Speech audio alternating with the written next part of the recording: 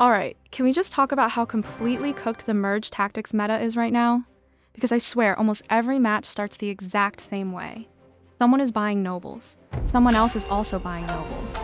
Then there is usually a Tomb Queen player in the corner going full undead, quietly preparing to ruin everybody's grind while pretending they are not doing anything wrong. And obviously, not every single person is playing nobles. I am not saying all 4 players load into the match and immediately sign some legally binding agreement to force the exact same composition. But nobles are contested in almost every match. That is the important part. Even when somebody is not planning to finish with nobles, they are still buying bandits, archer queen, executioner, princess, or whatever else you desperately need, because half of these units also fit into other strong boards. So every shop feels less like strategy and more like 4 people fighting over the same shopping list. You are not even asking yourself what composition you want anymore. You are staring at the shop thinking, please, for the love of God, give me one more bandit before somebody else buys her and ruins my entire game. And I do not blame people for playing like this. It is ranked. People want to win.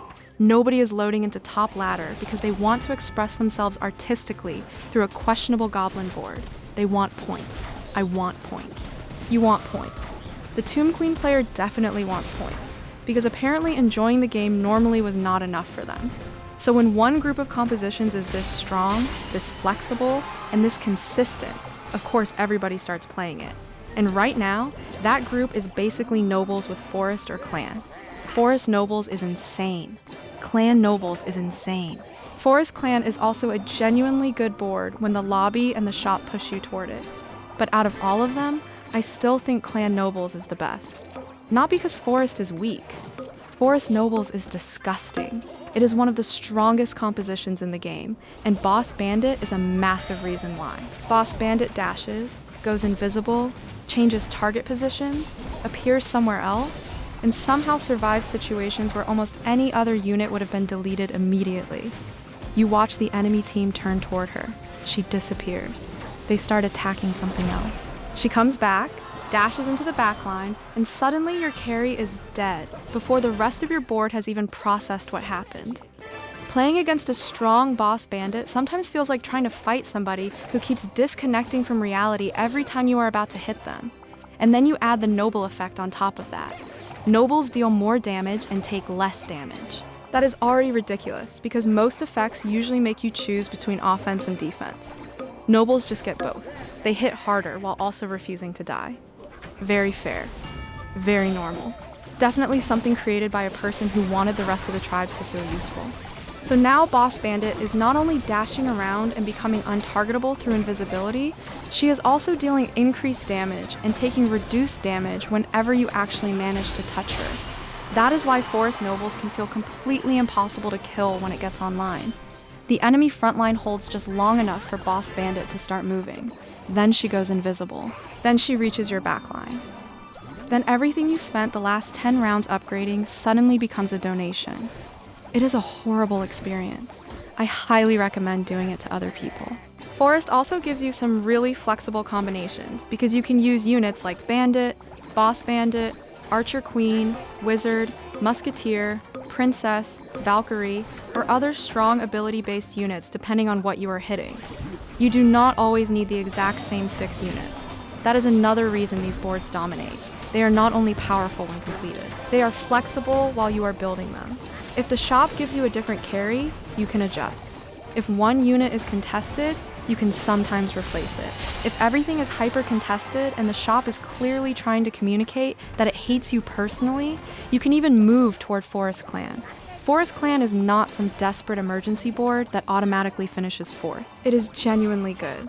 You still get the survivability and scaling from Clan, while Forest gives your bandit-style units the ability to dash around and become incredibly difficult to kill.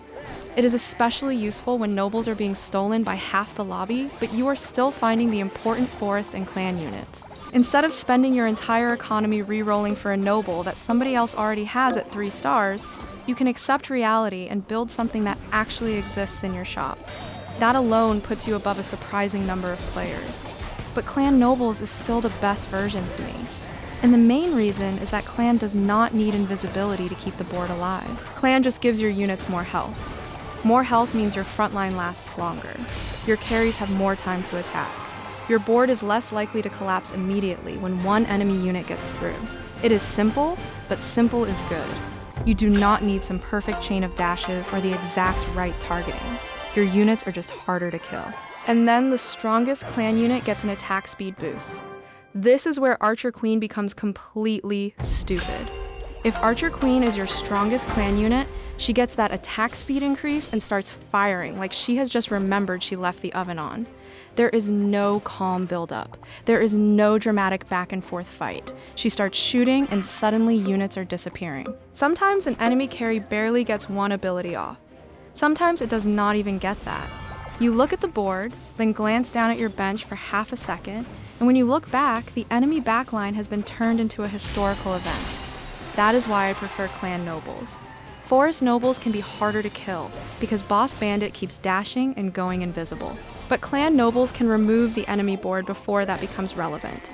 More health gives Archer Queen more time. The noble buff increases her damage. The clan attack speed boost increases how quickly she delivers that damage.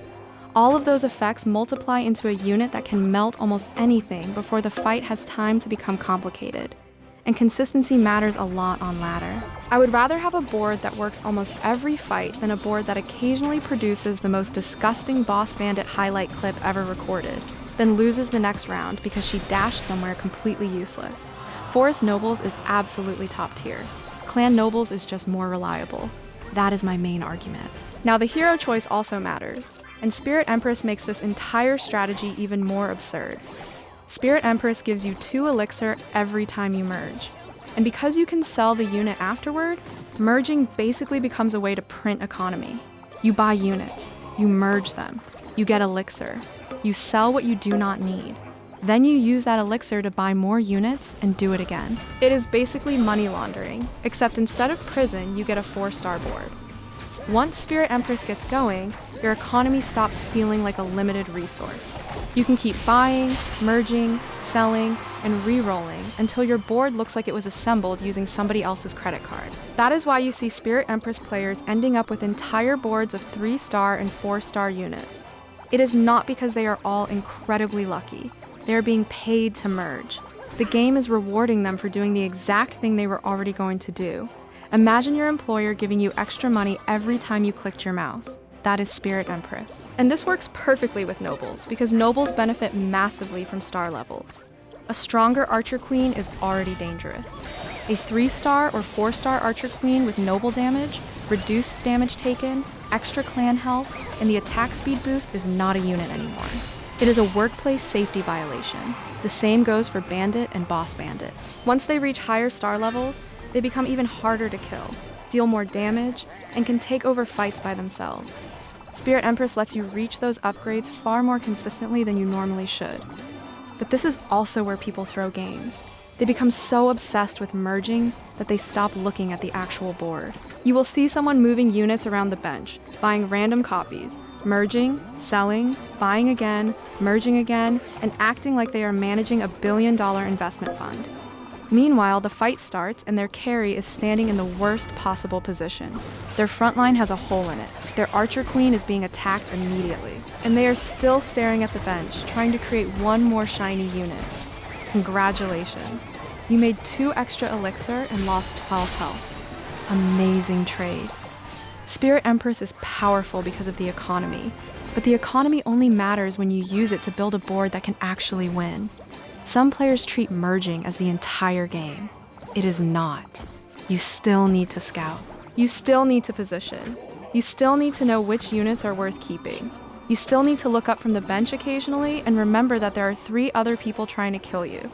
The same economy idea can also work with heroes like Ronin, Echo, Builder, and King. They do not all generate elixir in the exact same way, but the composition itself is strong enough that you are not locked into Spirit Empress. Spirit Empress is probably the easiest way to become unbelievably rich and build a ridiculous high-star board, but Clan Nobles and Forest Nobles are still good with other heroes. That is another reason the comps are so dominant. They are not tied to one hero. You can play them with different economy styles and different hero effects. Spirit Empress just makes the greedier version completely shameless. Quick interruption before we continue bullying half the player base. If you are enjoying the video, hit subscribe. I am trying to reach 5,000 subscribers before the end of the year, which is probably slightly delusional, but I would genuinely love to make it happen. Also hit the like button because it helps push the video to more people, and leave a comment. You can agree with me, disagree with me, tell me Clan Nobles is disgusting, tell me Forest is better, or explain in painful detail why I apparently understand nothing about the game. The algorithm does not care. Every comment helps. So even if you think this entire video is nonsense, please write a paragraph explaining why. Thank you for your contribution. Alright, enough begging. Back to Nobles. Another common mistake is the unit combination people choose. A lot of players still use Firecracker and Executioner when they would be better off using Double Bandit or Boss Bandit with Executioner. Firecracker is not completely useless, but in these compositions, she often does not provide the same pressure and survivability as the Bandit options. Double Bandit gives you more mobility. Boss Bandit gives you invisibility and backline access. Executioner provides the area damage and control you still need. That combination has a much clearer purpose. The bandits cause chaos, reach valuable targets, and survive through movement or invisibility.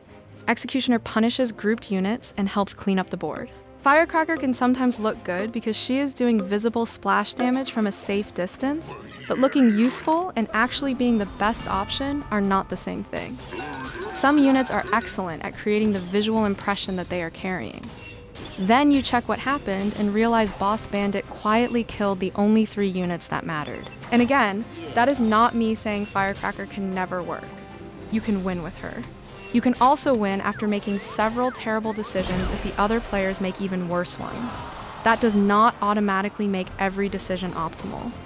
The best versions of these boards usually lean into what makes the composition broken in the first place. For Forest Nobles, that means using Boss Bandit's dashes and invisibility.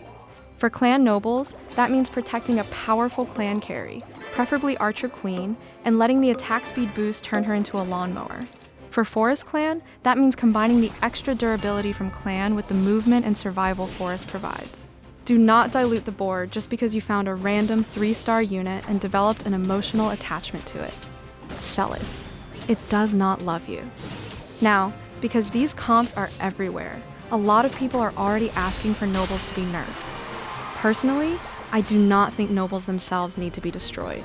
I think the bigger problem is equipment. Superstar's Ring and the Area of Effect Axe are doing too much.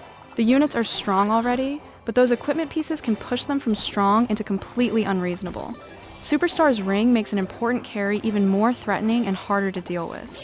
The Area of Effect Axe lets a unit turn damage that should be focused into damage that starts deleting groups. That is especially disgusting on units that already attack quickly or have strong scaling.